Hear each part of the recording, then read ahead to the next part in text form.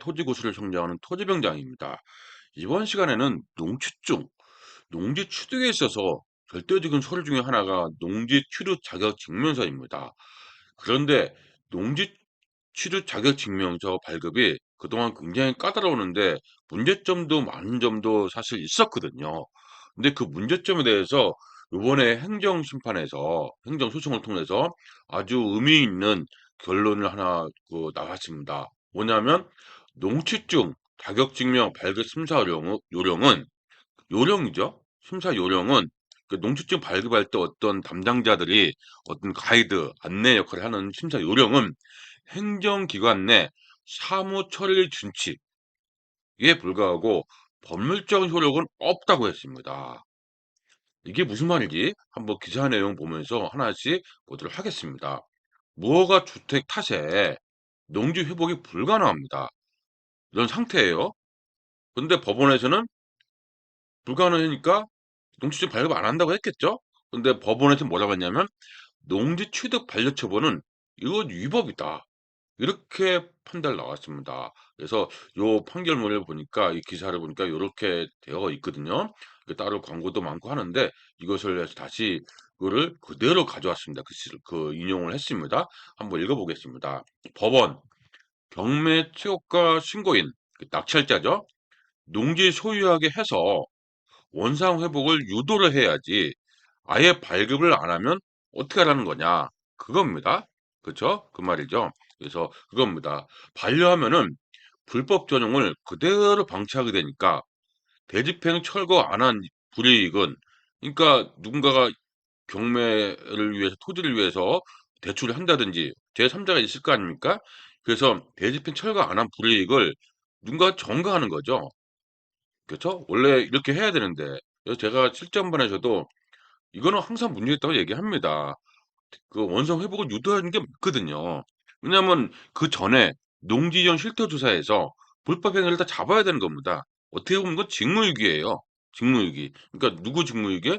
원상 회복을 하게끔 해낸 거 아닙니까? 그러니까 농지과 농지부의 팀에서 이런데 농림부에서. 근데 방치한 거잖아요.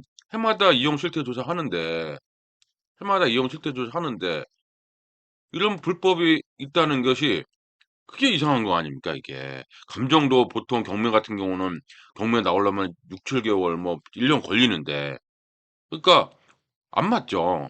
그래서 자연스럽게 이렇게 하는 게 맞거든요. 이게 맞습니다. 그래서 근데 좀 더 보겠습니다. 무허가 주택 탓에 농지 취득에 불가능. 그래서 법원은 위법이라고 이렇게 딱 나온 거죠. 제목처럼 이렇게 나온 겁니다. 그래서 이제 본문 내용을 보겠습니다. 불법 건축물을 방치해온 지자체가 농지 원상 회복 가능성이 낮다는 이유로 농지 취득 절차 자체를 가로막은 것은 위법하다고 법원이 판단했습니다. 원상 복구 가능성이 없는 것이 아니고 낮다는 이유로 판단하는 것은 잘못이다. 그래서 뭐라고 했냐면 A씨라는 사람은 이제 그 소유자죠. 그러니까 경남 영양군 이 면사무소 그 면장이죠. 면장을 상대로 농취증 발급 신청 반려처분 취소해달라 소송에서 원고 승소 판결을 받았습니다. 이렇게 받았습니다. 의미 있는 내용입니다. 이게 농지 투자에서는 이런 게 굉장히 민감하거든요. 이렇게 했고요. 재판부는 면장에게 A씨에 대한 농취증 신청 반려 처분을 취소하라고 주문했습니다. A씨는 지난해 4월 법원 토지 경매를 통해 영암군 소재 밭을 최고가를 매수하겠다고 신고했다. 이후 면사무소 면장에게 토지 매각 허가에 필요한 농취증을 발급해달라고 했는데 신청했어요. 근데 신청서와 함께 뭐까지 했습니까? 주말 체험 영농 계획서, 농지 원상 복구 계획서 같이 제출했습니다. 같이 제출했죠? 그러나 면장 뭐라고 했냐면 해당 토지에 오랜 기간 방치되어 있는 무허가 주택을 문제 삼았다. 이게 뭐예요? 오랜 기간이. 하루 이틀도 아니고 1년도 아니고 넘었다는 거 아니에요? 몇 년간. 무허가 주택 문제 삼았다. 이거 그동안 뭐 한 겁니까, 이거? 왜 그대로 놔뒀어요, 이걸? 그리고 왜 재산권 행사에 불이익 당하게 만들었냐고죠. 그러니까 무허가 주택을 문제 삼은 거죠. 면장은 무허가 주택이 있는 상태로 토지만 취득해서 농지를 복구하겠다는 계획은 복구 비용을 감안할 때 실현 가능성이 없다. 이렇게 해서 반려했습니다. 그러면은 그동안 왜 뭐 안 했을까요? 원상복구를. 그 이행 실태 조사했을 텐데. 그럼 그 실태 조사해서 흔히 얘기하는 이행 강제금 부과하고 다 했어야 되는 거 아닙니까? 행정명령하고. 근데 이렇게 해 놓고 나서 안 한 거죠. 안 하니까 문제가 있다. 이렇게 된 거죠. 반려했습니다. 그래서 이게 뭐냐 이렇게 본 거죠. 그래서 행정심판 청구까지 했는데 소송하기 전에는 행정심판 먼저 하는 것도 바람직하거든요. 그래서 이거는 별도 얘기고요. 행정소송을 냈다. 그래서 이제 A씨는 설령 농지를 해도 농지 취득 자격증명을 발급받아 토지를 취득하면 소유자로서 철거 소송으로 불법 건축물을 철거 원상 회복시키겠다. 철거 소송을 한다는 거죠. 이런 기회도 안 주는 건 뭐냐 그거죠. 농지가 불법으로 형질 변경을 했다고 해도 농지 소유권 취득하면은 아무런 권한이 없는데 원상회복 조치를 할 권한은 없다. 권한도 없으니까 원상회복을 뭐 어떤 방법도 없지 않냐. 소유주가 아닌데 그때까지는 소유권을 취득 전에는 원소유자 것이 아니냐. 그래서 농지가 불법 전원했다거나 불법 건축물이 있다는 이유만으로 신청 거부하는 것은 재산권 일탈 남용이 아니냐. 이렇게 강하게 얘기했습니다. 아주 딱 맞는 얘기예요. 그쵸? 현실적으로 딱 맞는 얘기입니다. 이렇게 했고요. 그 재판부는 뭐라고 했냐면 해당 토지의 용도는 공적 기록상 지목이 전이었고 농지였다는 얘기죠. 반려 처분 이전부터 불법 건축물이 존재하고 있었다. 그 얘기는 뭐예요? 농지용 실태 조사를 뭐 한 겁니까? 그쵸? 해당 토지는 여전히 농지에 해당한다. 철거 등으로 농지를 복구하는 것이 사실상 불가능하지 않고 토지 중 일정 기간 농지가 아닌 용도로 사용됐다고 농지로서 소용 가치 상실을 단정하기도 어렵다.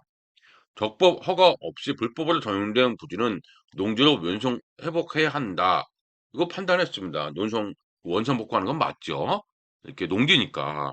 불법으로 한 건 농지 아닙니까? 그랬겠죠?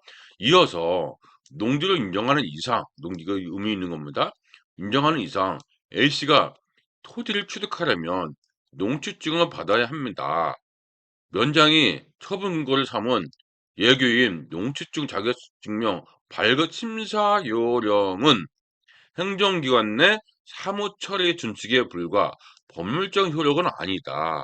융통성 있게 하는 거다. 그 내부 어떤 처리 방침이지 법률적 효력이 있는 것이 아니다. 그렇죠? S가 제출한 농지 원상 복구 계획서에는 구체적인 방법도 있어. 계획 실현이 완전 불가능하다고 단정하기도 어렵다. 그리고 영농 계획서에 영농 여건과 의사 역시 충분히 갖춰져서 볼 수 있다. 이렇게 되어 있습니다. 여기서 이제 우리가 얻는 것이 많이 있어야 됩니까? 그냥 단순하게 불법 건축물 있어요. 단순하게 뭐 합니까? 농축지 발급해 주세요. 그러면 될까요? 안 될까요? 여기서 분명히 얘기했습니다. 나는 이 농지를 가지고 어떻게 하겠다. 의지를 보여줘야 되죠. 영농계획서에 여기 앞서 보면 어디에 있습니까? 여기 뭐라 그랬습니까? 원상복구 계획서 있죠?